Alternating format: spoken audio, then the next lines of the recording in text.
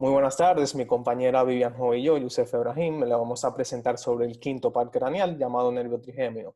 Es el nervio más grande de los 12 pares craneales y tiene una función importante en cuanto a la sensación de la cara y los músculos de la masticación. Muy bien, entonces, como había mencionado previamente mi compañero, el nervio trigémino es el más grande de los pares craneales, lo cual surge al nivel del medio del puente, cercano a la posición de la aparición del pedúnculo cerebeloso medio. Es un nervio de función mixta, por lo cual contiene un componente aferente somático general que provee los impulsos somatosensoriales, es decir, dolor, tacto, presión, temperatura de la región de los 2/3 anteriores de la cabeza al sistema nervioso central. El otro componente que tenemos es el eferente visceral especial. Este inerva el músculo esquelético del mesénquima del primer arco branquial. Es mucho más pequeño en tamaño que las ramas sensoriales, pero proporciona inervación motora de los músculos de la masticación, tensores del tímpano, el paladar, el miloioideo y el vientre anterior del digástrico. En cuanto al componente eferente visceral especial, el núcleo motor del trigémino, como vemos aquí, se encuentra medial al núcleo sensorial principal del nervio trigémino y está separado de él por fibras de la raíz del nervio trigémino. Los axones del núcleo motor pasan en dirección ventrolateral y salen del cerebro a nivel aproximado de la entrada de las fibras, de las fibras sensoriales. Las fibras motoras salen del cráneo a través del foramen oval, como vemos por aquí, e inervan el tensor del tímpano, el vientre anterior del músculo digástrico, los músculos miloideos y los músculos de la masticación, como el macetero, el temporal y el pterigoideo. Las funciones principales de estos músculos son producir respuestas de masticación y mordedura. Muy bien, ahora para el componente aferente somático general, tenemos que los cuerpos celulares de este componente del nervio se encuentran en el ganglio del trigémino. Es también llamado el ganglio de Gasser o semilunar. Este ganglio se encuentra en una hendidura del peñasco o del hueso petroso, lateral al seno cavernoso. Existen tres divisiones de este componente. Tenemos la rama oftálmica, la rama maxilar y la rama mandibular. La rama oftálmica inerva la frente, la córnea, la parte superior del párpado y la superficie dorsal de la nariz y las membranas mucosas de los senos nasales y frontales. Los procesos centrales de esta rama ingresan al cráneo a través de la fisura orbitaria superior, como vemos por aquí, y esta media la rama aferente, el reflejo corneal. Esta división da las siguientes ramas, como tenemos aquí la rama lagrimal, que inerva la sensación de la glándula lagrimal, la conjuntiva y piel del párpado superior. También tenemos la rama frontal, que se divide tanto supraorbitario como supratroclear. Este inerva el cuero cabelludo, la frente, el seno frontal y el párpado central superior. También tenemos la rama nasociliar, que da más ramas, como la etmoidal posterior, las ciliares largas y cortas, que dan fibras simpáticas al ojo. También tenemos la etmoidal anterior, que inerva células etmoidales anteriores. Y la infratroclear, que inerva los párpados, el saco lagrimal y la piel de la nariz. Muy bien, entonces seguimos con la segunda rama, que es la rama maxilar. Este inerva la superficie lateral de la nariz, los dientes superiores, paladar duro, mejilla superior y membranas muscosas de los dientes superiores, nariz y el paladar. Esta división entra en el cráneo a través del agujero redondo, como bien señalamos. Media la rama aferente del reflejo del estornudo. Tenemos luego una división posterior de estas ramas, que tenemos la rama meningia, que inerva la dura madre de la fosa craneal media. Luego tenemos el cigomático, que recorre por el hueso cigomático en el seno maxilar. Esta va a dar fibras parasimpáticas para la secreción lacrimal. Luego tenemos la infraorbital, que es la continuación del nervio maxilar. Posteriormente tenemos la alveolar posterior superior, que esta deja la fosa pterigopalatina para inervar las mejillas, encías, molares, así como el seno maxilar. Entonces, las ramas de la división maxilar que pasan a través del ganglio pterigopalatino son las siguientes. Tenemos el nervio nasopalatino. que inerva el tabique nasal, el paladar duro, los incisivos y las encías. Y también las ramas nasales, laterales posterior y superior, que inervan el tabique nasal, y las células aéreas etmoidales posteriores. Luego tenemos la rama faríngea, que inerva el techo de la faringe y el seno esfenoidal. El nervio palatino mayor, que inerva el paladar duro y la superficie interna de la encía maxilar, y el nervio palatino menor, que inerva el paladar blando y la amígdala palatina.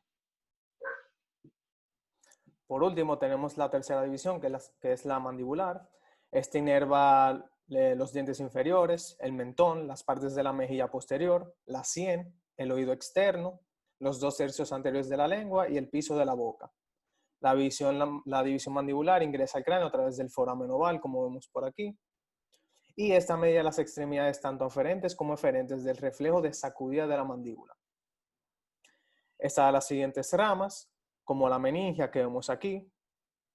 También da las ramas musculares como los temporales profundos, los nervios pterigoideo lateral y macetérico, también los nervios de los músculos del tensor del velo de paladar y pterigoideo medial, como vemos aquí. También tenemos el nervio bucal que inerva la piel del bucinador y la membrana mucosa de las mejillas y encías. También tenemos la rama lingual que da la sensación del gusto de los 2/3 anteriores de la lengua.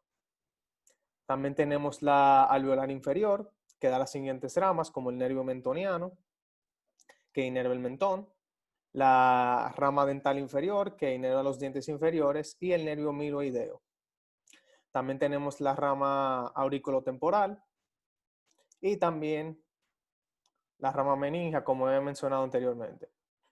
Muy bien, entonces ahora vamos a hablar del tracto de dicho nervio. Las fibras de estas ramas, que habíamos mencionado previamente, son de primer orden. Y al entrar al puente, estas fibras pueden tomar una de dos direcciones primarias. Primero, pueden hacer sinapsis directamente dentro del núcleo sensorial principal del par craneal C. Esto va a mediar la propiocepción consciente, vibración y la sensación táctil. También puede tomar el segundo camino, que estas fibras pueden entrar al lado del tracto y descender a diferentes niveles del puente inferior y la médula. Luego hacer una sinapsis dentro del núcleo espinal del quinto.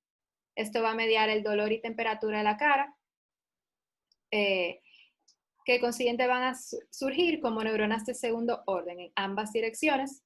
Los axones se van a distribuir al núcleo posteromedial ventral del tálamo contralateral. Aquellas que pasan ipsilateralmente lo hacen en el tracto trigeminotalámico dorsal, mientras que las que pasan contralateralmente lo hacen en el tracto trigeminotalámico ventral. Las fibras sensoriales de tercer orden, que surgen de dicho núcleo ventral posteromedial, se proyectan luego a la región de la cara ipsilateral del giro postcentral. Muy bien, ahora vamos a hablar de cómo se examina este nervio en caso de una lesión. Para evaluar la parte motora, si hay parálisis o paresia que afecte a los músculos de la masticación, estos se volverán flácidos después de mostrar espasticidad. Al palpar los músculos temporal y macetero, se le pide al paciente que apriete los dientes. Se observa la fuerza de contracción muscular y se le pide al paciente que mueva la mandíbula de un lado a otro. Además, si se le pide al paciente que abra la boca y los músculos pterigoideos se ven afectados, la mandíbula se desviará hacia el lado afectado o ipsilateral. Para evaluar la parte sensitiva, en cuanto a los componentes sensoriales, la aplicación de estímulos de dolor táctiles o de temperatura en el área en cuestión puede detectar daños en cualquiera de las ramas sensoriales. No reconocer cualquiera de estos estímulos indicaría una pérdida sensorial en el área afectada. Se explora la sensibilidad dolorosa en la frente, los pómulos y la mandíbula, evaluando la sensación de un objeto, como punzante o romo, y si es la misma en uno y otro lado. Se examina el reflejo corneal al tocar la córnea con algodón y ver si cierra el párpado. Ahora vamos a hablar sobre las patologías asociadas de este nervio trigémino. Primero vamos a ver una lesión en este nervio, el cual se va a presentar por una pérdida sensorial en la cara, debilidad en los músculos de la masticación y una desviación de la mandíbula hacia el lado de la lesión, como vemos en las siguientes imágenes. Si hay una pérdida sensorial que incluye la rama oftálmica, entonces es probable que el reflejo corneal de las fibras sensoriales aferentes se pierda. Si hay un daño de la división maxilar, va a haber una pérdida del reflejo de estornudo aferente.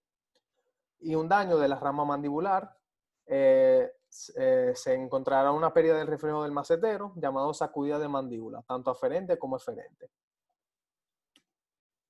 Si vemos una lesión en la rama del nervio lingual, puede ocurrir por una lesión cerca del cuello del tercer molar. Esto va a presentarse por una pérdida de la sensación general y del gusto en los 2/3 anteriores de la lengua. La pérdida de la secreción salival de las glándulas submandibulares y sublinguales también se pueden observar. Una manifestación clínica que surge mucho en la lesión del trigémino es la neuralgia del trigémino. Es su afección más frecuente y se caracteriza por dolor insoportable de duración breve, intermitente, que afecta generalmente su segunda y tercera rama. El dolor severo puede resultar de la irritación del nervio trigémino por factores tales como inflamación, tumor o lesión vascular. Generalmente ocurre después de los 50 años de edad y es más común en mujeres que en hombres. Puede resultar de una asa redundante de la arteria cerebelosa superior que incide en la raíz del trigémino. La cirugía es el tratamiento de elección y también se usa el fármaco carbamazepina, que es un compuesto tricíclico relacionado con la imipramina, y es el fármaco de elección para el tratamiento de la neuralgia idiopática del trigémino. La pérdida sensorial no solo se debe al daño de los nervios periféricos, esto también puede resultar al daño en el tallo cerebral, como vemos aquí, en el síndrome medular lateral o el síndrome de Wallenberg. Esta lesión es resultante de una oclusión de la arteria cerebelosa inferior posterior que afecta la cara lateral de la médula. Esto producirá daños tanto en el tracto espinotalámico lateral como en el tracto y el núcleo espinal del trigémino. En consecuencia, habrá una pérdida de sensación del dolor y temperatura en el lado ipsilateral de la cara. También podemos ver el síndrome tegmentopontino caudal, o también llamado síndrome pontino lateral inferior. Esto se debe a la oclusión de las ramas circunferenciales de la arteria basilar, como es la arteria cerebelosa inferior anterior. Esto va a causar una lesión en el núcleo espinal del quinto, lo cual también se presentará con una pérdida ipsilateral del dolor y temperatura en la cara. También tenemos el síndrome tegmentopontino rostral, también llamado síndrome pontino superior, y esto resulta de un infarto de la arteria cerebelosa superior. Estructuras principales afectadas son similares que la del síndrome del tegmento pontino caudal, y más la adición de una lesión del núcleo motor del nervio trigémino, que se caracteriza por desviación de la mandíbula ipsilateral y la habilidad de masticar. También hay una afección del núcleo sensorial del trigémino, que se caracteriza por una pérdida ipsilateral de la sensación de la cara. También hay una afección del núcleo mesencefálico del trigémino que se caracteriza por una pérdida de la información propioceptiva inconsciente de la mandíbula. Esto es igual que el del síndrome tegmentopontino caudal, pero a excepción de que no hay dolor y temperatura de la cara no afectada. También tenemos el síndrome pontino basal rostral, que es una oclusión de las ramas paramediales de la arteria basilar. Afecta los axones sensitivos y motores del nervio trigémino y el tracto córtico-espinal. Sus manifestaciones clínicas incluyen la pérdida ipsilateral de la sensación facial y la habilidad de masticar. El tétanos es una infección bacteriana causada por la liberación de una toxina tetánica.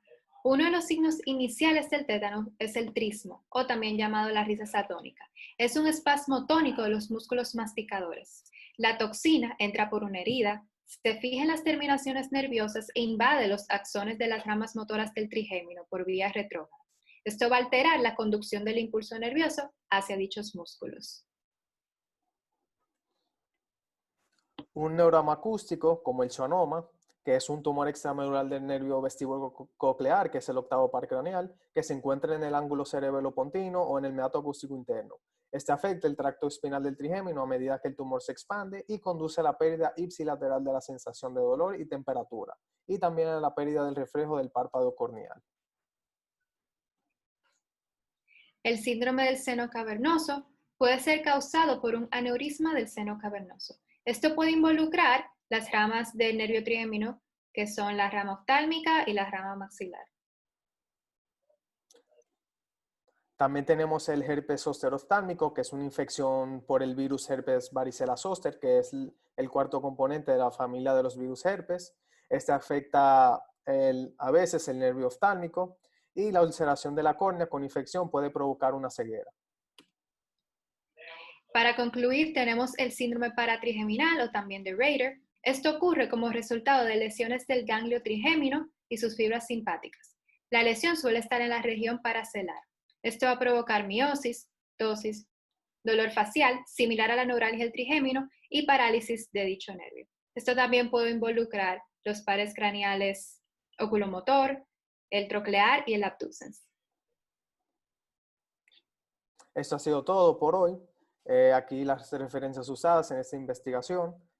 Muchas gracias por su atención y esperemos que lo hayan disfrutado.